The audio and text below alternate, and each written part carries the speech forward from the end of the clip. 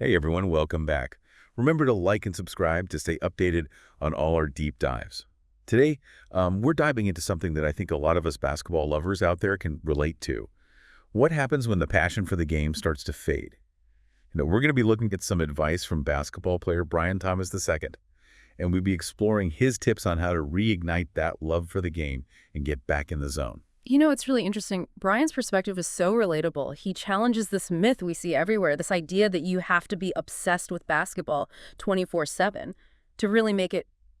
He's very open about the fact that even top players, himself included, experience times where that drive just isn't there. Yeah, that's so refreshing to hear, because I think a lot of times we see these pro athletes and think, oh, they must just wake up every day feeling that fire. But to hear that even someone like Brian, who received 17 Division I scholarship offers, had moments where he didn't feel like putting in the work, it's kind of eye-opening. It makes you realize that these feelings of burnout are way more common than we might think. Exactly. And I think that's a really important takeaway for anyone listening who might be struggling with similar feelings. You're not alone. Brian's story proves that even amidst those dips in motivation, you can still achieve incredible things. And what's even more fascinating is that he's figured out some really clever strategies for pushing through those mental barriers and tapping back into that love for the game. Okay, so let's dig into those strategies. I'm curious, what was the first thing that stood out to you? Well, Brian talks a lot about harnessing the power of competitiveness. There were times when he wasn't intrinsically motivated to train, so he found a way to use external factors to push himself. So instead of relying solely on that internal fire, he found something outside of himself to keep those flames going. Exactly. And he tells this great story about another player, Cole Roberts, who had this insane work ethic. Brian would literally use Cole's dedication as fuel. He knew that if he slacked off, Cole would be out there grinding. And that competitive spirit, almost like a sense of rivalry, kept him going. I love that. It's like finding your own personal measuring stick, someone whose hustle inspires you to step up your game.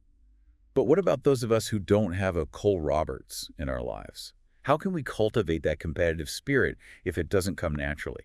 That's a great question.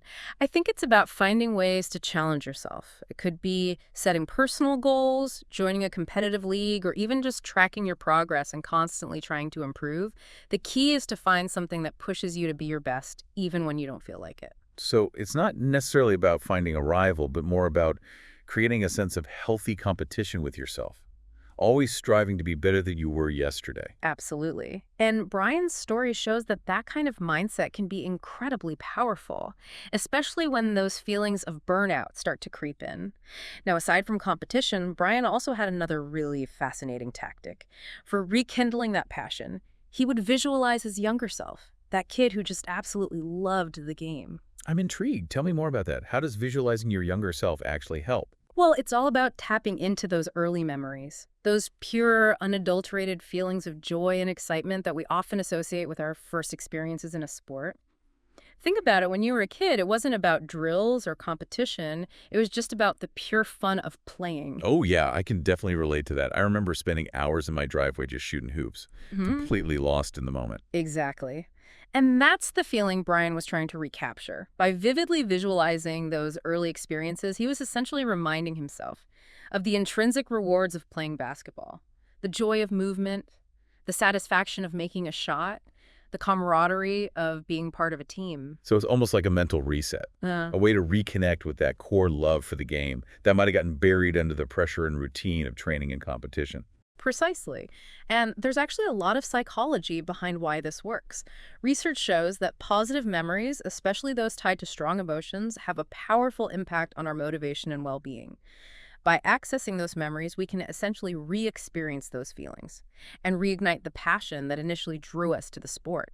It's fascinating how our brains work. Yeah. So in a way, Brian was using a form of mental training to shift his focus away from the negative feelings of burnout and back towards the positive emotions associated with playing. Exactly. And that's something that any of us can do, regardless of our skill level or experience. It's about taking a few moments to reflect on those early experiences, those moments when the game was pure joy, and letting those memories fuel our motivation. Okay, so we've got finding a Cole Roberts to ignite that competitive spirit. And we've got tapping into the power of nostalgia by visualizing our younger selves. What other strategies did Brian use to overcome those dips in motivation? Well, this might seem a bit counterintuitive, but he emphasized the importance of discipline and routine. even when he wasn't feeling that burning passion.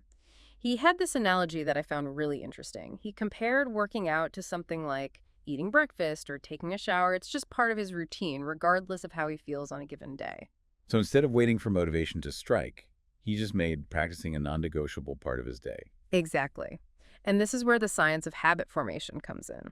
You see, our brains are wired to conserve energy, so they love routines. When we repeat an action consistently, it becomes automatic, requiring less mental effort. Brian understood this and applied it to his basketball training. So by making practice a habit, he was essentially removing the decision-making process from the equation. It didn't matter if he felt like it or not, it was just something he did. Precisely. And what's really interesting is that this approach can actually lead to a resurgence of passion.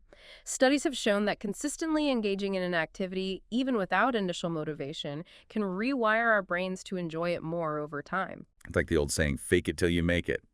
By consistently showing up and putting in the work, you eventually start to feel that passion return. Exactly. And Brian's story is a perfect example of that. He went from feeling burned out and wanting to quit to receiving 17 scholarship offers, all because he committed to showing up and putting in the work even when it felt difficult. Yeah, it's amazing how a simple shift in perspective can be so powerful. Yeah. Instead of viewing practice as a chore, Brian just reframed it as a non-negotiable part of his day, just like brushing his teeth Right. or eating breakfast. And in doing so, he not only reignited his passion, but also achieved some incredible success. It really makes you think about the power of building those positive habits. Absolutely. And I think, Brian's story highlights this fact that passion isn't always this constant, unwavering flame. It ebbs and flows.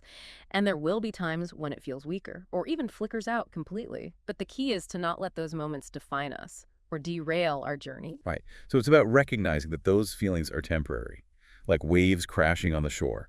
They come and go, but the ocean of our love for the game remains vast and deep. Beautifully put. And just like a surfer riding those waves, we need to develop that resilience and the strategies to navigate those, fluctuations in passion. And Brian's story, I think, provides a really good roadmap for doing just that.